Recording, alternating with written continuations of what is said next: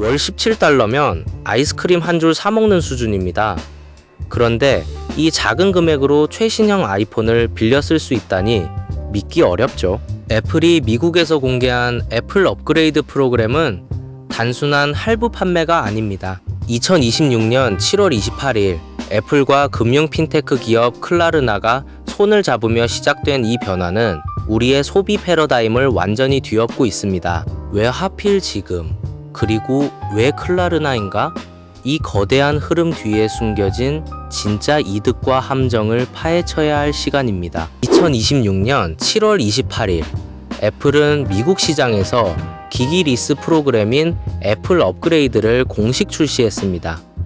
이때 핵심 파트너로 등장한 곳이 바로 클라르나입니다. 애플은 기존 자체 할부 시스템에서 벗어나 클라르나의 금융 인프라를 활용해 기기를 소유하는 것이 아닌 임대하는 모델로 전환했습니다. 이는 단순한 결제 옵션 추가가 아니라 고물가 시대에 맞춰 소비자가 고가 제품을 부담 없이 이용할 수 있도록 설계된 전략적 선택이었습니다. 흔히 리스는 단순히 할부를 나누어 내는 것이라고 생각하기 쉽습니다.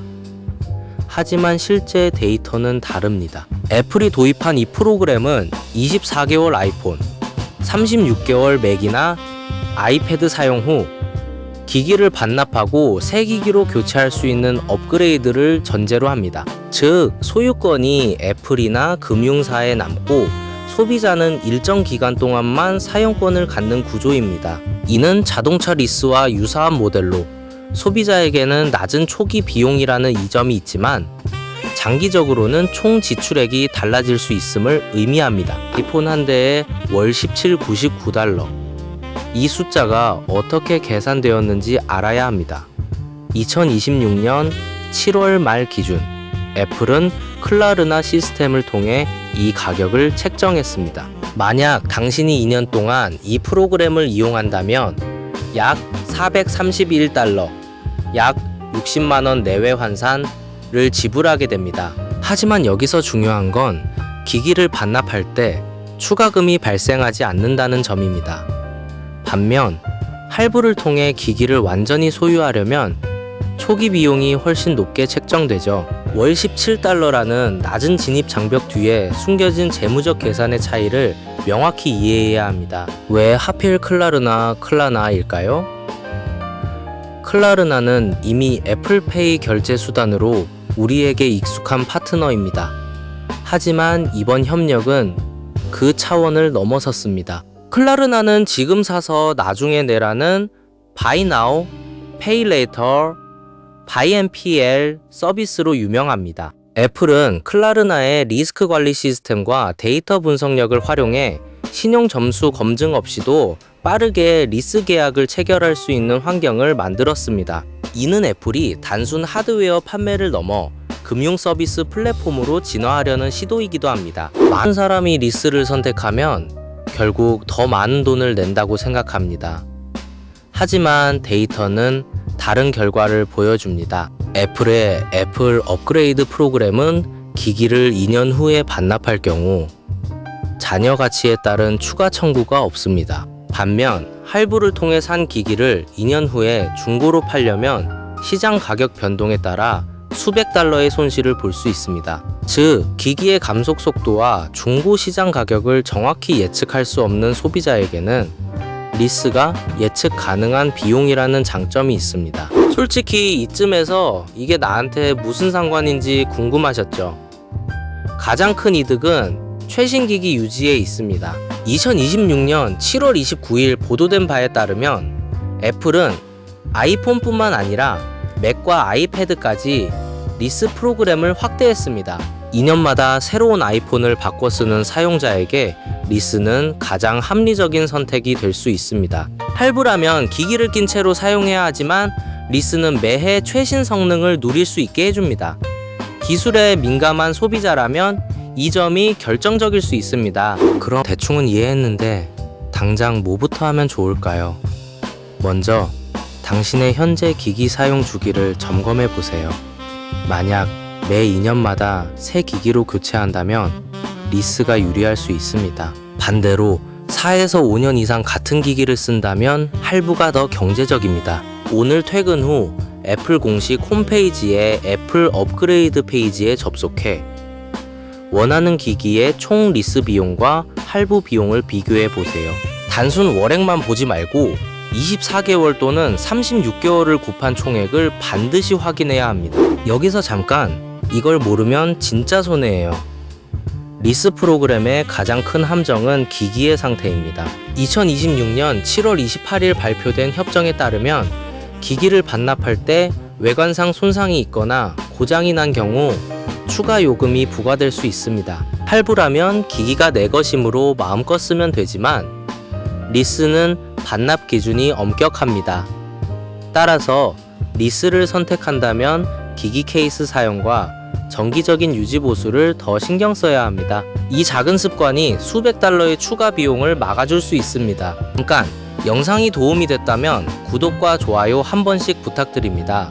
영상 제작에 큰 힘이 됩니다. 애플의 시총이 5조 달러를 돌파했다는 뉴스가 2026년 7월 28일 나왔습니다. 이는 애플이 하드웨어 판매뿐만 아니라 서비스와 금융 사업을 통해 지속적인 수익을 창출하려는 전략의 결과입니다. 클라르나와의 리스 프로그램은 바로 그 일환입니다. 소비자가 기기를 계속 빌려 쓰게 함으로써 애플은 장기적인 고객 관계를 유지하고 생태계 내 지출을 늘리는 효과를 얻습니다. 이는 소비자에게는 편의를, 기업에게는 안정적인 현금 흐름을 가져오는 윈윈 구조처럼 보이지만 실제로는 애플의 시장 지배력을 더욱 굳히는 전략입니다. 아이폰 2년 임대로 쓴다는 말이 이제 현실이 되었습니다. 2026년 7월 22일 보도된 내용처럼 애플은 기기 리스 프로그램 도입을 추진하며 아이폰은 24개월, 아이패드는 36개월이라는 명확한 기간을 제시했습니다. 이는 소비자들에게 얼마나 오래 쓸지를 미리 생각하게 만듭니다. 할부는 언제 갚을지를 걱정하지만 리스는 언제 반납할지를 계획하게 합니다. 이 작은 마인드셋의 변화가 당신의 지출 습관을 바꿀 수 있습니다. 기기를 자산이 아닌 서비스로 인식하게 만드는 계기가 됩니다. 클라르나 그룹이 애플 하드웨어 리스 프로그램 제휴를 체결했다는 소식은 금융업계에서도 큰 화제입니다. 클라르나는 이미 전 세계적으로 수천만 명의 사용자를 보유한 핀테크 기업입니다. 애플이 클라르나의 시스템을 선택한 이유는 복잡한 금융 절차 없이도 소비자가 쉽게 리스를 신청할 수 있도록 하기 위함입니다. 2026년 7월 23일 보도에 따르면 애플은 클라르나와 협력하여 7월 말까지 프로그램을 출시할 준비를 마쳤습니다. 이는 애플이 금융 분야에서 클라르나의 기술력을 신뢰했다는 방증입니다. 그렇다면 지금 우리가 할 수 있는 건 뭐가 있을까요? 리스 계약을 체결하기 전 반드시 신용 점수 영향을 확인하세요. 클라르나를 통한 리스는 신용 조회, 크레디트 체크를 동반할 수 있습니다. 신용 점수가 낮은 경우 금리가 높게 책정되거나 거절될 수 있습니다. 오늘 애플 공식 사이트에서 리스 시뮬레이션을 돌려보세요.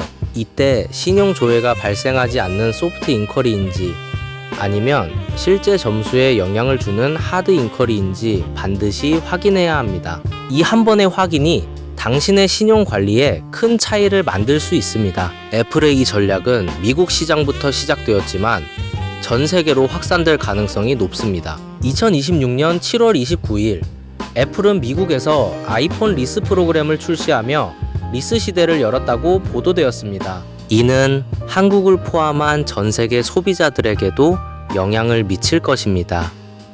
향후 국내에서도 유사한 프로그램이 도입될 경우 우리는 더 많은 선택지를 갖게 됩니다. 하지만 그 전까지 우리는 애플의 글로벌 전략을 주시하며 자신의 소비 패턴에 가장 맞는 방법을 미리 연구해 두어야 합니다.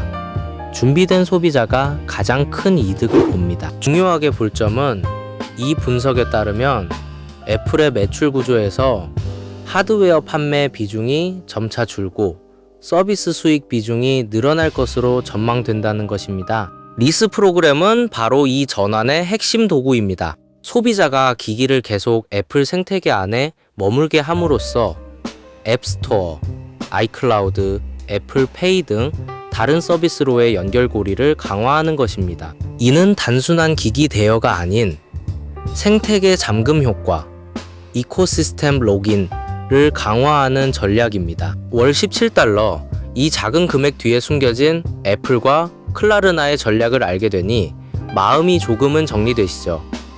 리스는 편리하지만 신중한 선택이 필요합니다. 오늘 밤 당신의 기기 사용 패턴과 지출 계획을 다시 한번 꼼꼼히 점검해 보세요. 그리고 더 이상 숨겨진 비용에 놀라지 않도록 정확한 정보를 바탕으로 현명한 소비를 결정하시기 바랍니다. 다음 영상에서 더 유용한 경제 정보를 만나 뵙겠습니다.